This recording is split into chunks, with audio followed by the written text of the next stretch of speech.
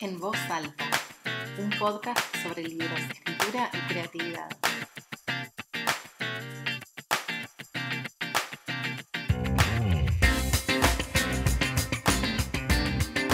Hola, ¿cómo estás? Te doy la bienvenida a un nuevo episodio de En Voz Alta. En este episodio vamos a charlar un poco sobre eso que nos pasa cuando empezamos a leer una autora nueva que quizás nos recomendaron o vimos por ahí y quizás no terminamos de enganchar con su obra y bueno, a veces necesitamos como un empujoncito, alguna clave de lectura, conocer algo sobre su historia para poder abrir ese universo. Así que en este episodio vamos a ver 5 maneras de poder abrir esos libros, esas obras y poder darles una mirada más generosa, más intuitiva, que nos ayude a abrir ese mundo y tratar de esa manera poder recibirlo, estar más permeables en la lectura. Antes de continuar, te recuerdo que este podcast lo puedes escuchar en distintas plataformas, por supuesto lo encontrás en mi página web, en mi blog, pero también está en Spotify, en Apple Podcast, en Google Podcast, en cualquiera de estas plataformas puedes escucharlo, puedes escuchar los episodios anteriores, también podés suscribirte para recibir los próximos episodios en tu casilla de mail con el enlace que vas a encontrar en la descripción y también como siempre te pido que no olvides calificar el episodio, el podcast en estas plataformas para que siga circulando y así más personas lleguen a escucharlo y por supuesto como siempre compartilo con esas personas que necesiten un empujoncito creativo, que anden medio bloqueadas, que quizás necesiten ese empujoncito para justamente ponerse a crear, a leer y a reconectar con su lado creativo.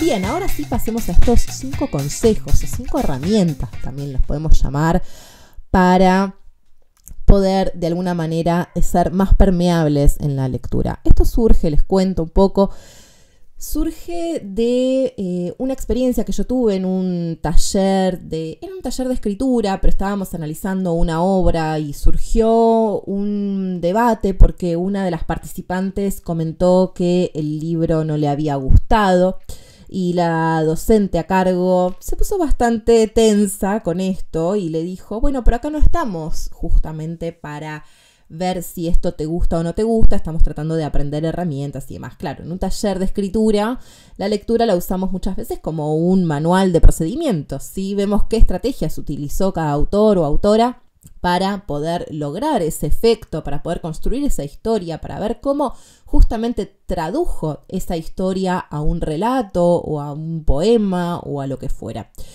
Entonces me parece interesante que podamos, ¿sí? De alguna manera salirnos de ese lugar de juzgar a las escritoras o escritores por lo que escriben. Esto, bueno, en primer lugar, es un poco ridículo juzgar a la persona que escribe a partir de su obra. Es decir, como con esto me refiero a, no sé, si tenemos un escritor de novelas policiales, decir que, no sé, que es un perverso asesino, digamos. Hay algo ahí que es muy importante poder separar a el escritor o escritora de su obra y de sobre todo de la voz narradora. Y en esta época en la que circula tanto esto de la literatura del yo y tanto de, bueno, las autoficciones y demás, se hace un poquito más difícil. Para mí me parece necesario que podamos reflexionar sobre el modo en el que abordamos a una nueva autora, a una nueva lectura. Cuando digo nuevo no me refiero a nuevo de que sea un estreno o algo contemporáneo, me refiero más bien a un autor o autora que no hemos leído anteriormente y que bueno, a veces hay algunos aspectos que nos pueden jugar en contra o limitarnos a la hora de, digamos, tener la experiencia de lectura de ese texto. Así que bueno, te los voy a presentar un poco todo esto en forma de 5 consejos o 5 herramientas, pero bueno, esta organización es completamente arbitraria, no tiene que ver con un orden cronológico, si todas estas cosas muchas veces no se dan de esta manera ordenada, sino que no es una guía de paso a paso, no, son herramientas que vos podés usar para, bueno, conocer un poquito más y poder de esa manera tener otra experiencia, ¿no? Porque como siempre les digo, como muchas cosas en la vida, todo se da en simultáneo y discernimos y le ponemos nombre a las cosas para poder comprenderlas mejor, pero insisto, no es un manual de lectura sino son 5 modos los que quizás podemos enriquecernos a la hora de leer un texto. Bien, empecemos con el primero. El primero se refiere a conocer el contexto de producción, ¿no? Acá me refiero puntualmente a que conozcas las características de la época en la que escribió. Muchas veces ciertas marcas de época se nos pasan por alto y olvidamos que no es lo mismo para una escritora expresarse en el siglo XV o en el siglo XXI, ¿sí? Esto no es lo mismo escribir una escritora de ciencia ficción del 1700 que una escritora de ciencia ficción del 1900 que una escritora de ciencia ficción hoy, ¿sí? Entonces, esto del contexto de producción tiene que ver con eso. Bueno, ¿en qué época escribe? ¿Bajo qué mandatos? ¿Qué cánones? ¿Qué mirada de mundo, ¿no? ¿Qué filosofía acerca de la vida, de la muerte, de Dios existe en cada época, acerca de la organización política y social de cada época, y cómo estas cuestiones también de alguna manera después se traducen en el texto, en los vínculos entre los personajes, en lo que esos personajes pueden representar o a qué clase social pertenecen? Y esto no se trata de hacer un estudio sociológico a partir del texto, pero sí, bueno, tener alguna herramienta sobre los modos de vincularse en la época en la que sucede la historia, ¿no? Esto no me refiero necesariamente a las novelas históricas, que ya de por sí traen esta información y son una manera de acceder a esas otras épocas, sino más bien el contexto de producción en el que escribe, ¿sí? la autora.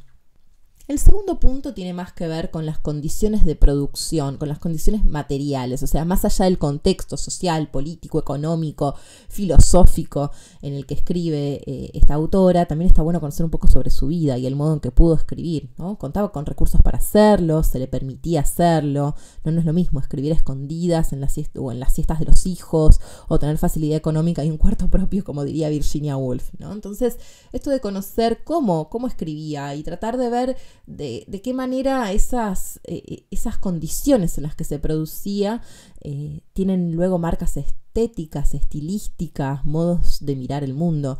Ustedes saben que a mí siempre me dio mucha curiosidad esto de que Clarice Lispector escribía con su máquina de escribir en el regazo mientras sus hijos jugaban alrededor, y dicen que mucho de su estética, de estos finales a veces que parecen que se disuelven o situaciones que cortan abruptamente o cierta...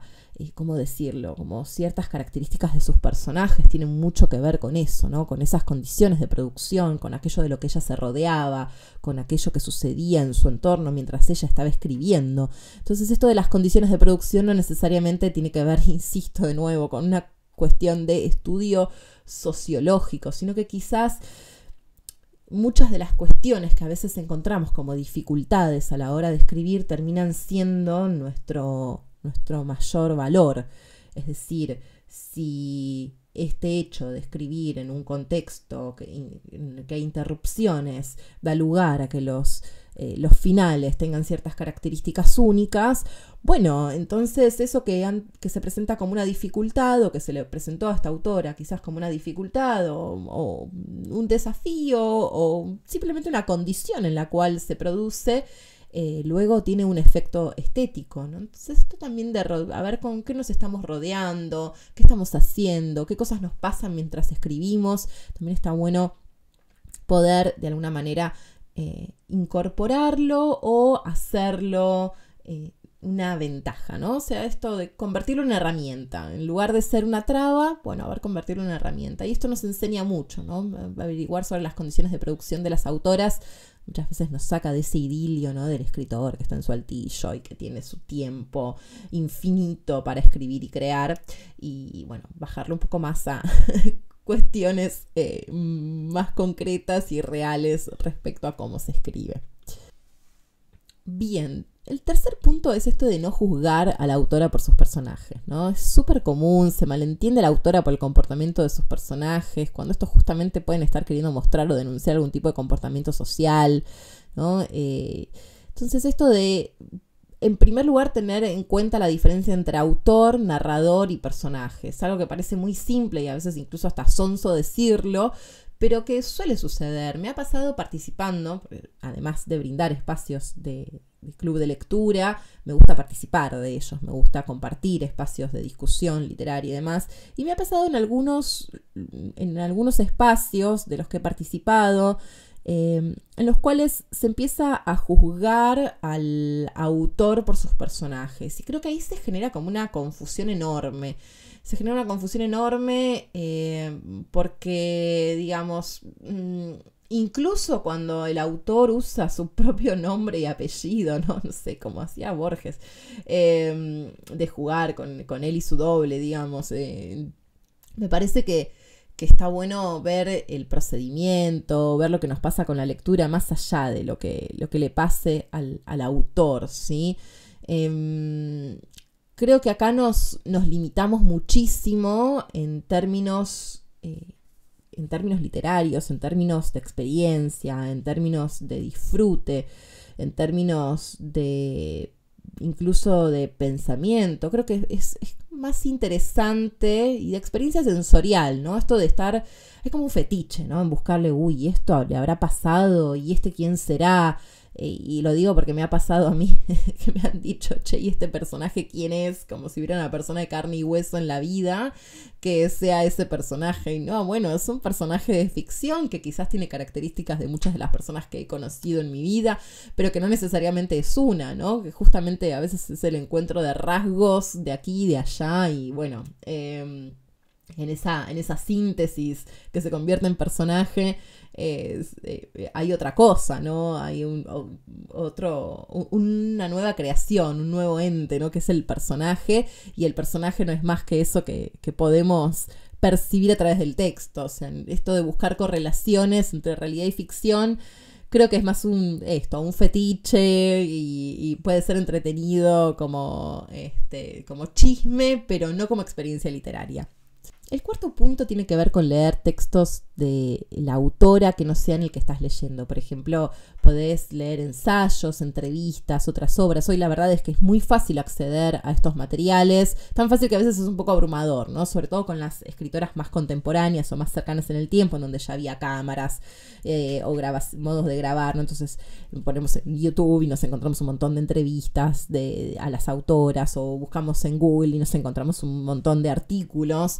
Pero muchas veces encontrarnos con estas otras obras, o estas entrevistas, o estas voces de las autoras, de alguna manera también nos ayuda a profundizar la lectura, o a comprender su mirada de mundo, a comprender su concepción de la literatura, lo que espera del texto, lo que le interesa en términos estilísticos, en términos ideológicos. Y además muchas autoras han sido muy generosas y han dejado testimonios de las ideas disparadoras, de sus procesos creativos, de lo que les ha pasado con esa obra en particular, o incluso cómo las recibió el contexto. En este caso les propongo que busquen, por ejemplo, el ensayo de Shirley Jackson, en el que ella cuenta la recepción de su cuento La Lotería. Creo que se llama Cronología de una historia, algo así. El ensayo luego me lo piden, si no por mensaje, y les digo bien el título y la referencia bibliográfica para que lo puedan buscar. Pero es un cuento que era bastante controversial, y justamente generó un efecto muy curioso en la audiencia y en los lectores, que creían que eso que había escrito era testimonio de algo que sucedía en Estados Unidos. No les voy a spoilear el cuento, léanlo, lean La Lotería y lean el ensayo de Shirley Jackson sobre cómo ella, cómo fue recibido este cuento.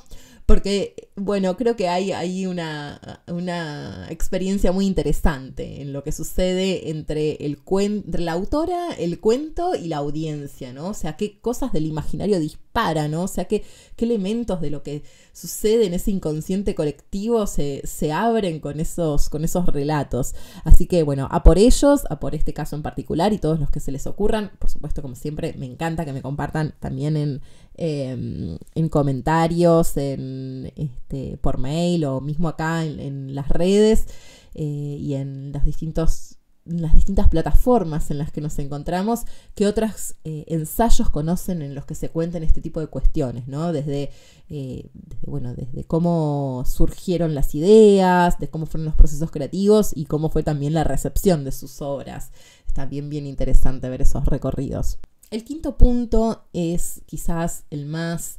Bueno, me voy a poner un poco mística acá, pero es leer con el corazón abierto. O sea, no tratar de descifrar lo que quiso decir la autora, porque muchas veces mismo los autores no sabemos muy bien lo que queremos decir, ¿no? No sabemos muy bien lo que queremos decir. Sí, a veces tenemos cierta intuición y vamos dejando algunos rastros, pero muchas veces esos rastros son más inconscientes que conscientes.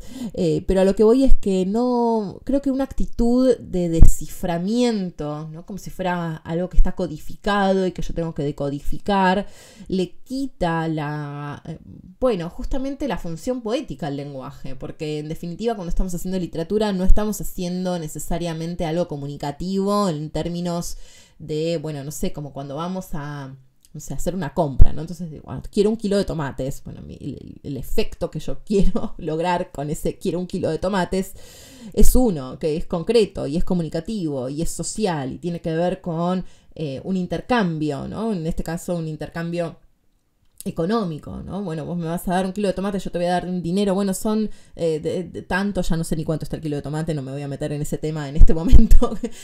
Ustedes saben que en Argentina el tema precios siempre es controversial, pero a lo que voy es esta cuestión de la función del lenguaje como comunicativo, como con un objetivo claro que tiene que ver, en este caso, con lograr ese intercambio y que ese intercambio sea lo más claro posible, ¿no? Que cuando yo diga 1 kilo de tomates no me den 1 kilo de mandarinas.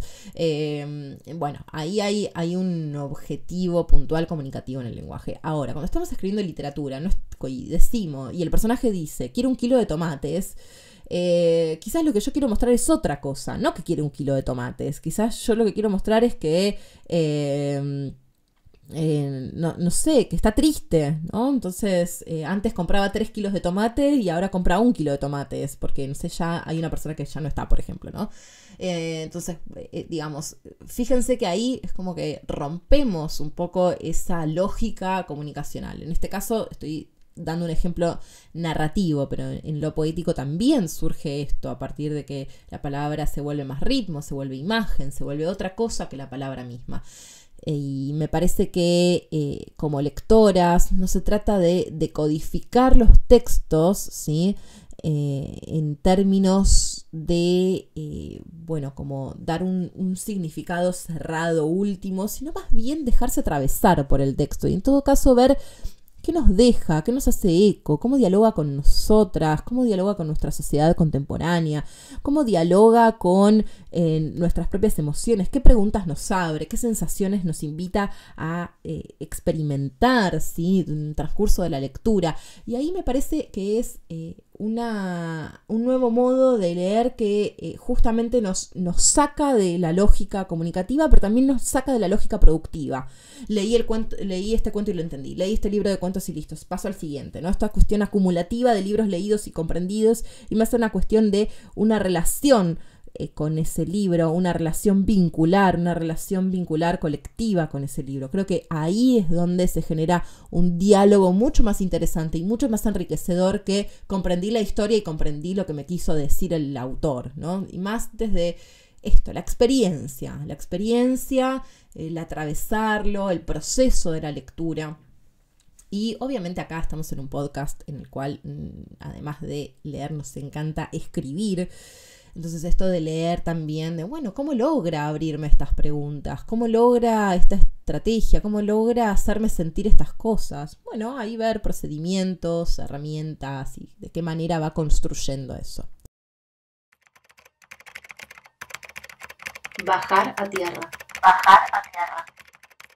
Bien, como saben, para finalizar siempre en este podcast tenemos el bajar a tierra. El bajar a tierra de hoy tiene que ver con justamente esta lectura, con este modo de lectura. Y te invito a que trates de volver sobre alguna autora que hayas prejuzgado. Les voy a poner un ejemplo. Yo tenía mucho prejuicio con Jane Austen y hablando con una colega hace poco, me cuenta que le pasó lo mismo, ¿no? Esto de tener ciertos prejuicios. Y muchas veces la tenía más relacionada a la novela rosa.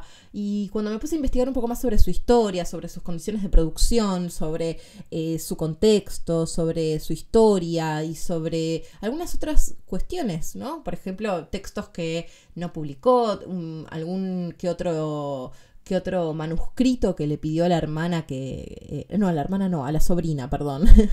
Le pidió a esta sobrina que quemara antes de su muerte.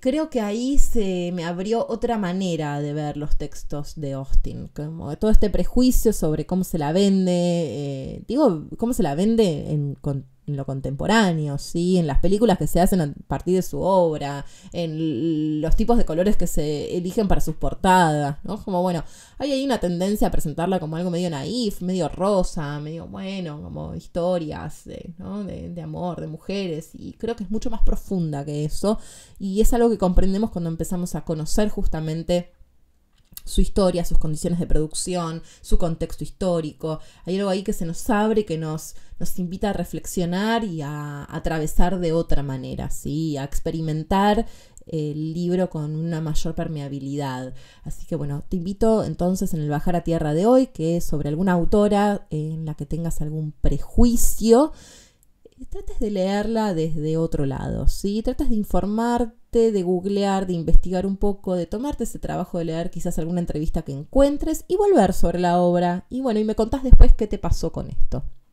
Esto es todo por este episodio, te agradezco mucho que hayas escuchado hasta acá. Recordá como siempre que podés compartir este episodio con alguna persona que sientas que le pueda interesar, que le encante leer, que quiera, digamos, empezar a conectarse con la lectura y con la escritura y que no sepa muy bien cómo, o mismo con aquella persona con la que discutiste de una autora y que querés defender. Mirá, escucha este podcast que vas a ver que hay otras maneras de leer. Espero de corazón que te sirva y como siempre te agradezco mucho. Recordá que podés suscribirte, dejarme tu email aquí debajo para poder encontrar los próximos episodios en tu casilla de email. Gracias una vez más por escuchar hasta acá. Nos escuchamos en el próximo episodio.